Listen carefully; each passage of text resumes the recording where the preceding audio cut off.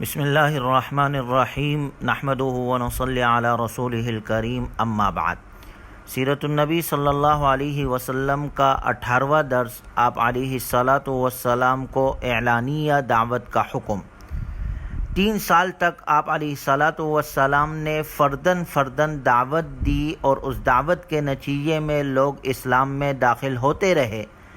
3 سال مکمل ہونے کے بعد اب اللہ کی طرف سے حکم آیا کہ آپ اعلانیہ دعوت دے، آپ کھل کر اسلام کی دعوت دے، علی الاعلان اسلام کی طرف بلائے۔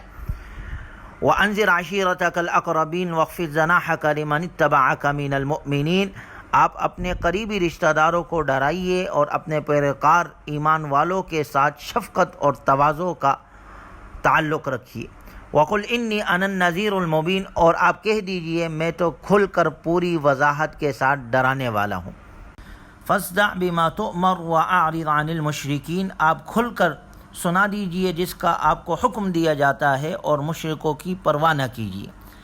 ان آیات کے نزول کے بعد جناب رسول اللہ صلی اللہ علیہ وسلم نے پورے جذبے اور ولولے کے ساتھ دعوت دین اور دعوت اسلام کا پیغام دینا شروع کیا۔ لِتُنذِرَ أُمَّ الْقُرَىٰ وَمَنْ حَوْلَهَا، کہ آپ مکے والوں کے اور ان کے اطراف والوں کو ڈرائیے۔ لِأُنذِرَكُمْ بِهِ وَمَنْ بَلَغَ، بلکہ آپ نے فرمایا میں تو تم سب کے علاوہ ہر اس شخص کے لیے نذیر ہوں جس تک میرا پیغام پہنچ سکے۔ کافۃ للناس بشیرا ونذیرا، سارے موجودہ اور آئندہ انسانوں کے لیے بشیر و نذیر۔ چنانچہ اعلانیہ دعوت کا حکم ملنے کے بعد آپ علیہ الصلاۃ والسلام نے مرحلہ وار 3 طبقات کو دعوت دی۔ سب سے پہلے خاندان کو دعوت، پھر قریش کو دعوت دی، پھر عام عرب کو دعوت دی، اور یہ دعوت کا سلسلہ علانیہ طور پر مکۃ المکرمہ اور اس کے اطراف میں 10 سال تک ہجرت سے قبل تک یہ سلسلہ چلتا رہا۔ سب سے پہلے آپ علیہ الصلاۃ والسلام نے اپنے چاچا ابو طالب کے مکان پر اپنے قریبی رشتہ داروں کی دعوت کی۔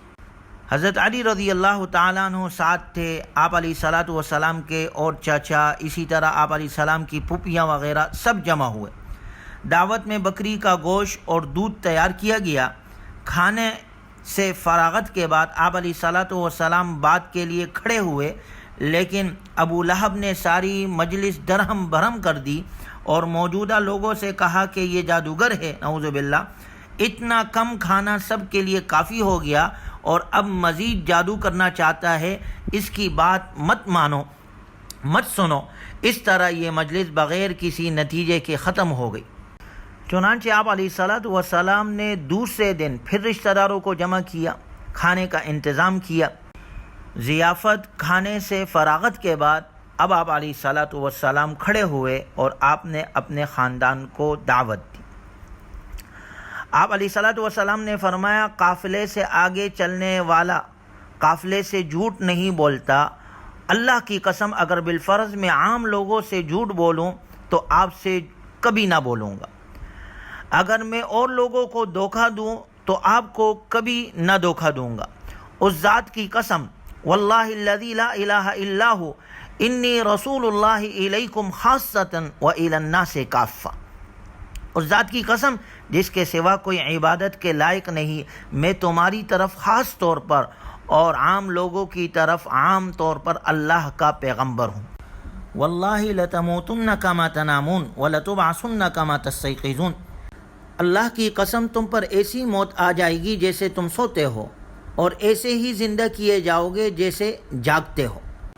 وَلَتُحَاسَبُنَّ بِمَا تَعْمَلُونَ وَلَتُجْزَوُنَّ بِالْإِحْسَانِ إِحْسَانًا وَبِالسُّوءِ سُوءًا وَإِنَّهَا لَجَنَّةٌ أَبَدًا أَوْ لَنَارٌ أَبَدًا، تم سے ضرور تمہارے اعمال کا حساب لیا جائے گا، تمہارے اچھے اعمال کا اچھا اور برے اعمال کا برا بدلہ یعنی سزا دی جائے گی تمہیں، اور تمہارے لیے جنت ہے، ہمیشہ ہمیشہ کی جنت ہوگی، یا جہنم۔ اے بنی عبد المطلب، میں نہیں جانتا کوئی جوان جو اپنی قوم کے لیے مجھ سے زیادہ بہتر پیغام لایا ہو۔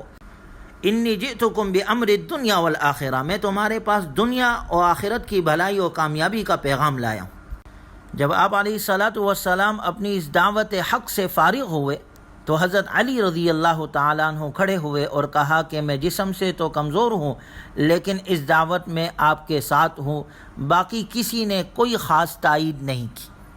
اس کے بعد دوسرے مرحلے میں آپ علیہ الصلاۃ والسلام نے قریش کو دعوت دی۔ آپ صلی اللہ علیہ وسلم صفا کی پہاڑی یا جبل ابی قبیس پر چڑھے، کپڑا ہلایا یا صباحہ کی صدا لگائی۔ اس زمانے میں عام تھا کہ اگر کوئی بات لوگوں تک پہنچانی ہو تو اونچی جگہ پر کھڑے ہو جاتے اور کہتے یا صباحہ۔ آپ علیہ الصلاۃ والسلام نے آواز لگائی، قوم کو پہاڑ کے دامن میں جمع کیا۔ جب سب لوگ قریب آ گئے، آپ علیہ الصلاۃ والسلام نے فرمایا قریش کے سرداروں، مکے والوں، ایک بات بتاؤ، اگر میں تمہیں یہ خبر دوں کہ اس پہاڑ کے پیچھے تمہارا دشمن لشکر لے کر بیٹھا ہوا ہے اور حملہ کرنے والا ہے، کیا تم میری خبر مان لو گے؟ انہوں نے کہا بالکل۔ اتنی بڑی اہم خبر، پہاڑ کے پیچھے دشمن فوجیں لے کر پہنچ گیا ہے، ابھی تم پر چڑھائی کرے گا، اتنی بڑی خبر میں تمہیں دوں، میری خبر مان لو گے؟ تو انہوں نے کہا بالکل، کیسے نہیں مانیں گے، ما جربنا علیک الا صدقا۔ قوم نے کہا ہم نے ہمیشہ آپ کو سچا پایا ہے، آپ نے کہ زبان اطہر سے کبھی جھوٹی بات ہم نے سنی ہی نہیں، کیونکہ آپ کے صداقت کا، امانت کا، دیانت کا مکے میں چرچا تھا، سب آپ کو صادق و امین مانتے تھے۔ تو کہا ہم نے 40 سال میں کبھی آپ کے زبان سے جھوٹ سنا ہی نہیں۔ تو آپ علیہ الصلاۃ والسلام نے فرمایا فإنی نذیر لکم بین یدی عذاب شدید، اے قریش والوں، میں ایک سخت عذاب کے آنے سے پہلے تمہیں کھل کر ڈر سناتا ہوں۔ اس موقع پر باقی تو سب خاموش رہے، لیکن ابو لہب نے مخالفت کی اور سخت الفاظ کہے، نعوذ باللہ، کہنے لگا تب اللہ کا الہذا جماعتنا، یعنی نعوذ باللہ کہنے لگا آپ کے لیے بربادی ہو، کیا اس کام کے لیے تم نے ہمیں جمع کیا تھا؟ اللہ تعالیٰ نے اس کے جواب میں پوری سورہ لہب نازل فرمائی اور ابو لہب کی بربادی اور تباہی کا ذکر کیا۔ تبت یدا ابی لہب وتب، کہ ہاتھ ابو لہب کے برباد ہو۔ ما اغنى عنہ مالہ وما کسب، اس کے دولت اور اس کے کمائی جو تھی وہ اس کے کچھ کام نہیں آئی۔ سیصلی نارا ذات لہب وامرأتہ حمالۃ الحطب فی جیدہا حبل من مسد، بھڑکتی شعلوں والی آگ میں داخل ہوگا اور اس کی بیوی بھی لکڑیاں دھوتی ہوئی اپنے گردن میں رسی ڈالتے ہوئے داخل ہوگی۔ یعنی ہلاکت کا ذکر اللہ نے اپنے نبی کے جواب میں ابو لہب کی ہلاکت کا ذکر کیا۔ قابل غور بات یہ ہے کہ ابو لہب حضور صلی اللہ علیہ وسلم کا سگا چاچا، مالدار ہے، صاحب اقتدار ہے، اور اس کی بیوی بھی اس کے ساتھ اس رسالت کی تکذیب میں برابر ہے۔ تو اللہ نے وحی کے ذریعے آپ صلی اللہ علیہ وسلم کے زبان اطہر سے یہ بات بتلا دی، یہ دونوں ایمان سے محروم رہیں گے اور ان دونوں کی دولت ان کے کچھ کام نہیں آئے گی۔ چنانچہ وہی بات بالکل اسی طرح ثابت ہوئی آگے وقت میں کہ دونوں ایمان کے بغیر دنیا سے گئے اور دونوں کو ان کا مال بچا نہیں سکا، بلکہ ہمیشہ ہمیشہ کی عذاب میں مبتلا ہوئے۔ پھر پہاڑ پر کھڑے ہو کر آپ علیہ الصلاۃ والسلام نے جو مثال دی، اس سے بہترین مثال ممکن نہیں کہ پیغمبر اللہ کی طرف سے اس بلند مقام پر کھڑا ہوتا ہے جہاں سے اس کی نگاہیں دنیا آخرت، معاش انسان کے حال اور مستقبل کو یکساں دیتی ہے۔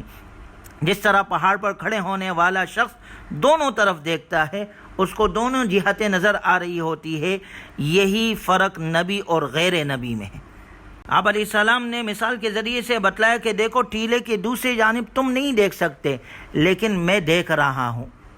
تمہاری یہ دنیاوی زندگی جو میں تم بظاہراً دیکھ رہے ہو، اور ایک آخرت کی زندگی ہے جس کے بارے میں تمہاری نظر اوجل ہے، اللہ نے وحی کے ذریعے سے مجھے دونوں بتلا دی ہے۔ تمہاری دونوں زندگیوں کا دار و مدار ایمان پر ہے۔ اگر تم مان لو گے میرے حکم کو تو اس دنیا میں بھی کامیاب رہو گے جو تم دنیاوی زندگی گزار رہے ہو، اور وہ اخروی زندگی جو تمہاری آنکھوں سے اوجل ہے، آنے والی ہے، اس میں بھی کامیاب رہو گے۔ قولوا لا الہ الا اللہ تفلحون، کہہ دو لا الہ الا اللہ تو فلاح پا جاؤ گے۔ اس مثال کے ذریعے سے کتنی زبردست وضاحت کی ہے حضور صلی اللہ علیہ وسلم نے۔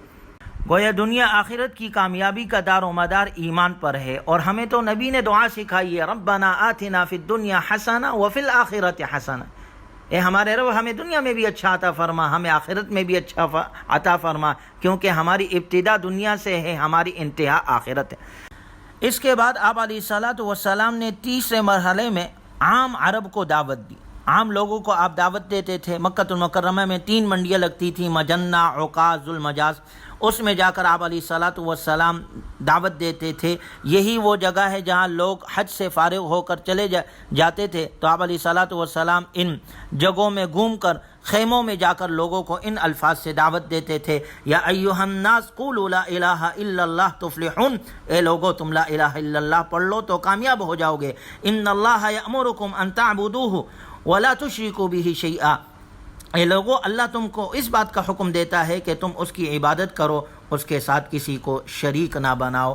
تو یہ 3 ابتدائی طور پر جب آغاز ہوا 3 سال کے بعد اعلانیہ دعوت کا، تو آپ صلی اللہ علیہ وسلم نے اس طور پر دعوت دینا شروع کی۔ اللہ تبارک و تعالی ہمیں بھی دین حق کے لیے قبول فرمائے اور ہمارے نسلوں سے دین کا کام لے، اور جناب رسول اللہ صلی اللہ علیہ وسلم کی تعلیمات کے مطابق ہمیں بقیہ زندگی گزارنے کی توفیق عطا فرمائے۔ وآخر دعوانا ان الحمد للہ رب العالمین۔